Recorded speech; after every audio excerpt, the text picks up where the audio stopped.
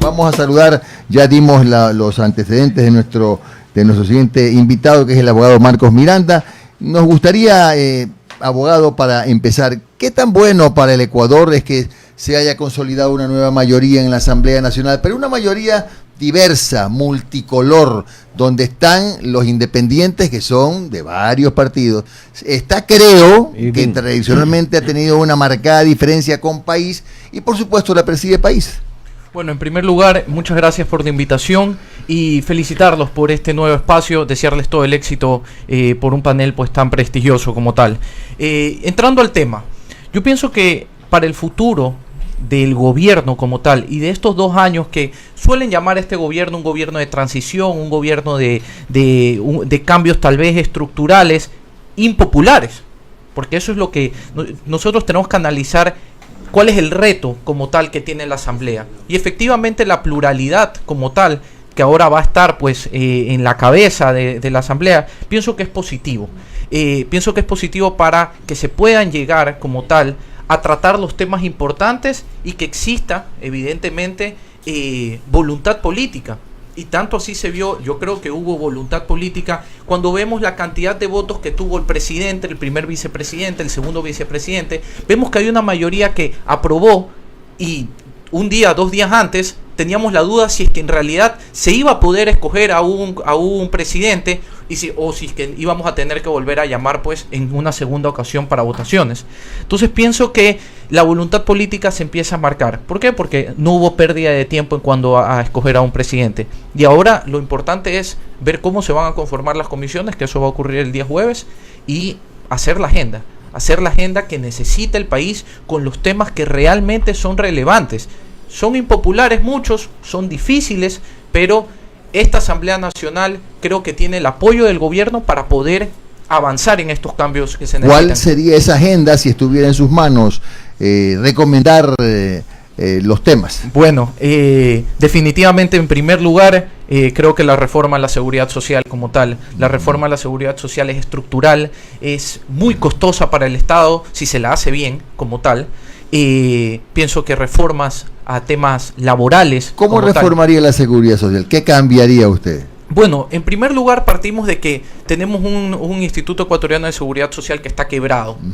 Ya está, todos lo conocemos, los datos precisos todavía no los ha publicado el mismo instituto, pero yo pienso que la reforma pasa por crear un escenario en el que la gente pueda conocer como tal cuáles son la cantidad de aportación que tiene, cuál es el dinero recaudado y cómo va a funcionar esa jubilación o esa pensión en el momento de la jubilación. ¿Qué pasa actualmente? Actualmente tenemos un sistema solidario. Este sistema solidario, en otras palabras, es todos los que aportamos al día de hoy, le damos la plata al IES y el IES se la pasa a los jubilados. ¿Cuál es el problema? Que 4 de cada 10 personas en el país tienen un empleo formal y la generación de empleo formal es un problema no solo en el Ecuador, sino que es un problema en la región. Entonces, si no se genera empleo formal, la generación de empleo formal es un problema. Los que son empleados formales, valga la redundancia, son quienes aportan. Si al IES, si el Estado no cambia el sistema laboral para que exista un mayor aporte, ¿ya?, de una cantidad más grande de trabajadores que puedan aportar al IES, vamos a tener un problema. ¿Y hacia dónde va? Evidentemente, pues, temas de tecnología, temas de facilidades de trabajo. Ahora uno puede trabajar desde la casa, y esas personas que trabajan desde casa, o por ejemplo, vamos a lo más sencillo, Uber. Todavía las personas que trabajan en Uber no pueden pagar, pues, a menos que sea voluntaria, como tal. Claro, ¿y por qué no pueden pagar voluntaria? Eso también es una alternativa. Lo puede hacer de manera voluntaria, pero ¿qué es lo que pasa con el sistema actual? El sistema actual corre el riesgo, como tal, de esa expectativa futuro. Si a ustedes le preguntan, ¿quieren invertir en algo donde ustedes van a depender de los que inviertan en el futuro? Es difícil. Es difícil porque, además de eso, uno no tiene las riendas del Estado. Lamentablemente, no lo ven como garantía. Y lamentablemente el Instituto Ecuatoriano de Seguridad Social en los últimos años sirvió de caja chica del gobierno, y ahí yo pienso pues que cuando se cambian las reglas del juego de manera tan rápida, escuchábamos pues rumores que fueron desmentidos de que bueno, íbamos a cambiar los años de jubilación. Yo por eso ya me estaba jubilando, le dije. Íbamos a cambiar. Imagínense en mi caso, En mi caso tengo 27 años, tengo muy pocos años aportando. Yo pienso que aquí en el país se puede armar, o sea, un problema enorme donde la gente empieza a promover y dice, ¿para qué aportamos? Si es que ya nos han dicho que se va a acabar reformar el modelo, pero la reforma del modelo implicaría evidentemente los costos de reconocer a los que han aportado hasta la fecha esa misma cantidad, porque si no sería una estafa. ¿Usted es partidario que los seguros privados de alguna manera se integren a este entramado de la seguridad social del Ecuador? Bueno, yo pienso que las administradoras de fondos privados en otros países han tenido pues una utilidad muy práctica, y yo pienso que la reforma para cada uno de los estados es importante estudiar otros ejemplos, el ejemplo de Chile, tal vez ejemplos inclusive mucho más desarrollados. La tasa de retorno no es tan buena, pero es segura. ¿Qué es lo que pasa? Hay un factor en la seguridad social que se denomina tasa de retorno, que es el porcentaje que tú recibes en base a lo que tú ganabas. Es decir, si tú ganabas 100, si tu tasa de retorno es del 60%, te dan 60. ¿Ok? Entonces, la tasa de retorno en Ecuador es alta, es relativamente bastante alta, pero porque se basa porque la mayor cantidad de aportantes tienen un salario básico. Entonces, en realidad, cuando ya haces una comparación con los otros sistemas, vemos que lo que recibe al fin y al cabo la persona pensionada no se compara. Pero, y ahí muy importante igualmente mencionar, el Estado yo pienso que tiene la obligación como tal de ver los ejemplos de otros países y ver cuáles son los países que más se están desarrollando en la región. Vemos a Colombia, vemos a Perú, vemos México, Panamá, vemos países que tienen un desarrollo importante en los últimos años, y vemos que han pasado a sistemas mixtos o a sistemas de capitalización individual, que eso ahí en fin y al cabo lo va marcando la tendencia de la sociedad y del trabajo que exista. Abogado, yo no sé si me equivoco, pero aquí en Ecuador nosotros los afiliados, yo soy afiliado, no tenemos acceso, por ejemplo, a la información como la que me da un banco privado, un estado de cuenta, para saber cuánto he aportado, mi proyección de cuánto voy a cobrar si me jubilo, si ya estoy en capacidad de hacer un préstamo hipotecario, o si tengo acceso a un quirografario de cuánto. No hay eso, ¿verdad? No hay. ¿Pero por qué no hay? Tiene que hablar con Assange para que le dé esa información. ¿Por qué es tan complicado una cosa de esta? Debería ser muy fácil, pero ¿qué es lo que pasa? Justamente yo pienso que eso fue una de las limitaciones a propósito que se han hecho en el Instituto Ecuatoriano de Seguridad Social, para que se pueda disponer de ese dinero de manera pues abierta o de manera como lo quieran llamar, escondida, préstala para acá. Sí, y el Estado es el principal deudor, ¿no? Entonces ahí vemos pues que es una cuestión pues ilógica. Cuando uno dice, a ver, yo he aportado tantos estos años, mira, al principio aportaba menos, ganaba menos, ahora gano un poco más, aporto un poco más. ¿Cómo van a hacer? ¿Qué me va a pasar? Porque esa es la idea de la seguridad social, que uno diga, el día que yo me voy y que me voy a mi casa a jubilar, yo sé que a mí me corresponde tanta cantidad de dinero. Pero eso no existe en el Ecuador. Y como ahora, evidentemente, existen estos problemas pues que son a nivel regional en cuanto a la generación de trabajo, y que sabemos que en el Ecuador hay limitantes muy grandes a la generación de trabajo por tantas pues restricciones a la empresa privada y tantas pues también dificultades para impuestos y dificultades de los trabajadores. Definitivamente es una reforma súper importante que pasa por la Asamblea Nacional. Oiga, el problema del país es que nos mentimos mucho desde hace mucho tiempo. Ya lo dijo el nuevo presidente de la Asamblea, que hace falta un sinceramiento, empezar a decir la verdad, porque ese es el grave problema del Ecuador. Se habla de una agenda para el país, pero la mayoría está pensando en las próximas elecciones, está pensando políticamente y no a nivel de patria. Con cálculo. Con cálculo. Yo le quería preguntar, ya que nuestro invitado es abogado, se suele decir que las naciones, los países no avanzan cuando no tienen un poder judicial fuerte y sobre todo independiente. ¿Cuál es su visión del poder judicial que tenemos acá en el Ecuador? Bueno, aprovecho para autoinvitarme, si lo puedo decir de alguna manera, para finales de este año. Justamente estoy trabajando con la Fundación Heritage de Estados Unidos, que hace los índices de libertad en nuestro país, y estoy encargado de la parte de la independencia judicial. Entonces es una pregunta que con datos se la voy a responder en diciembre, pero al momento vemos, ¿no?, el puntaje de la independencia judicial es muy baja. es muy baja. Aún en estos últimos 2 años. Por supuesto, aún en estos últimos 2 años el puntaje es bajo en los comparativos con la región. Claro. ¿Y qué es lo que pasa? ¿Cuál es una de las falencias de los últimos 2 años? Precisamente, la poca resolución de casos. Llama mucho la atención la cantidad de casos abiertos y la poca resolución que hay. Ahí vemos factores como, pues, evidentemente, un miedo político, un miedo a represalias y los miedos a perder los cargos. Lamentablemente los funcionarios, o varios de los funcionarios que aún permanecen en la función judicial, fueron pues seleccionados por el régimen anterior. Pues yo siempre digo, ¿no? Estos concursos de mérito y oposición a mí me parecía una cuestión chistosa, porque aparentemente todos los amigos del régimen eran también los más capacitados, era como una secta de eruditos, entonces era de bastante cuestionamiento.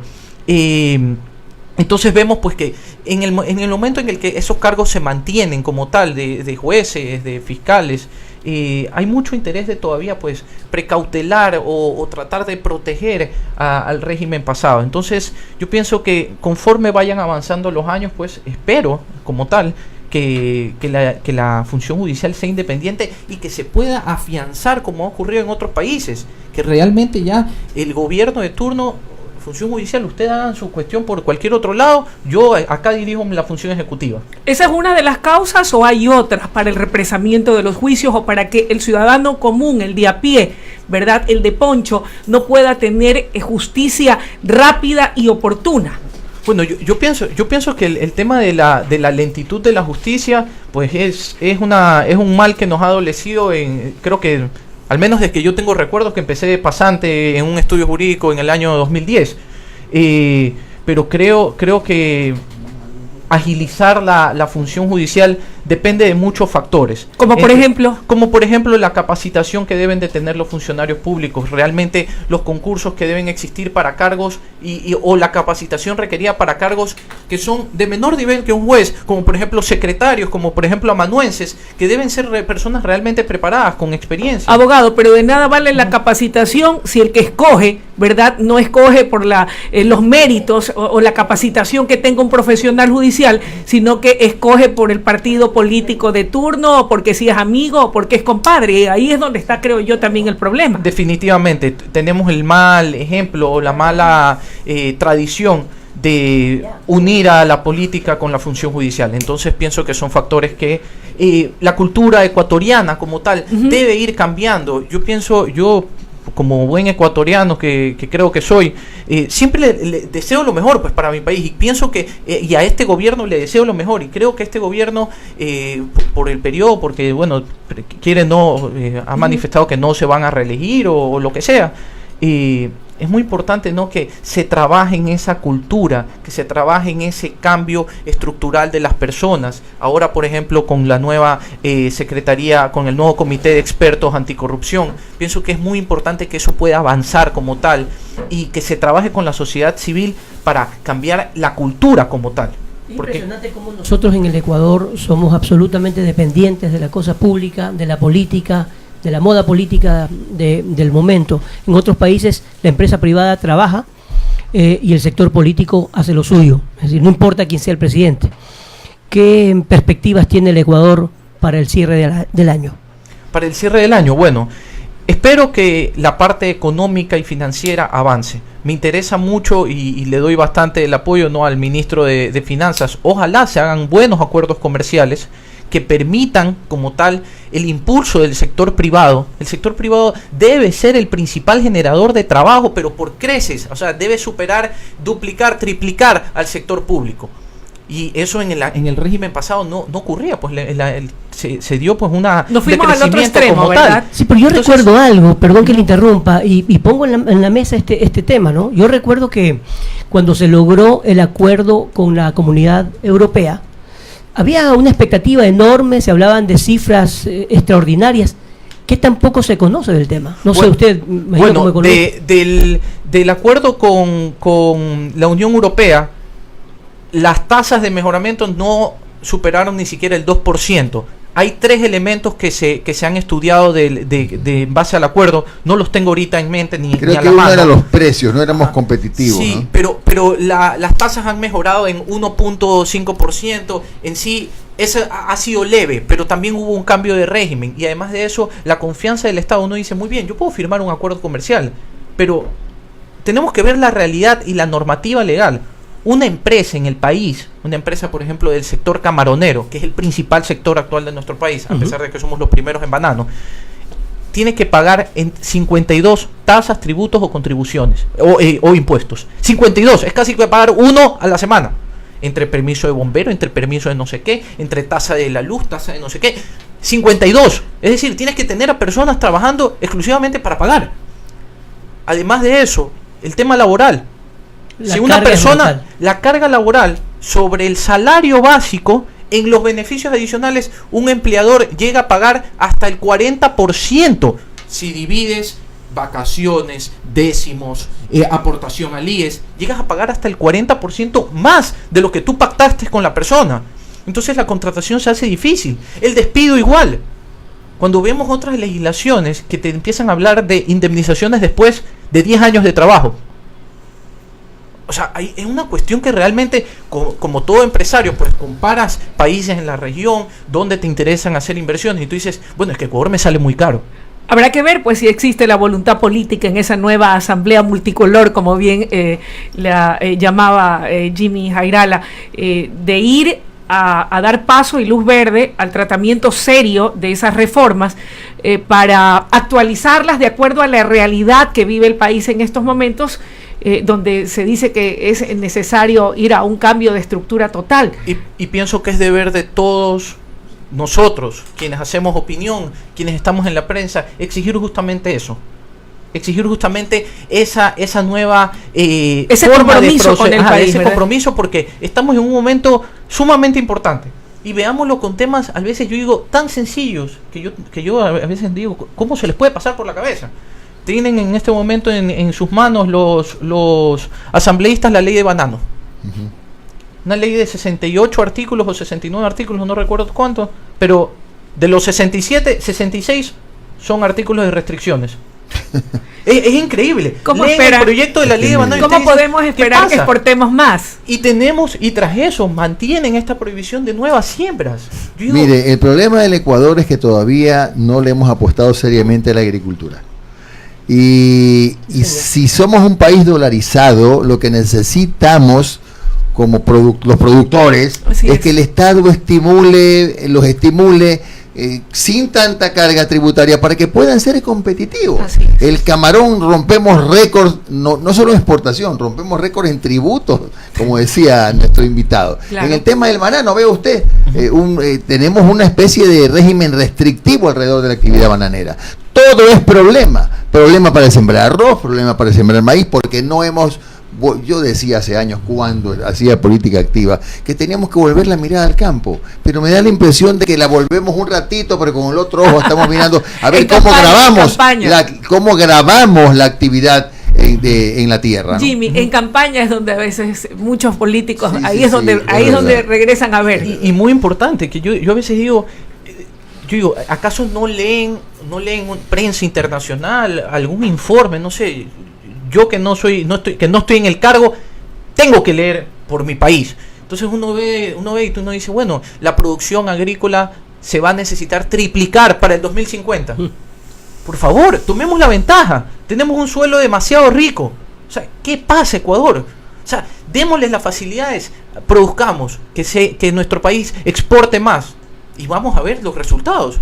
La necesidad va a existir, pero si tenemos prohibiciones de nuevas siembras, pues es una cuestión absurda. Muchas gracias al abogado Marcos Miranda, que nos ha acompañado en este análisis político y económico esta mañana. Estamos en Un Café con JJ, 9 de la mañana, 30 minutos, 50 segundos. En Un Café con JJ, de lunes a viernes a partir de las 7:30 hasta las 10 horas por Teleradio 1350 y RTW 24.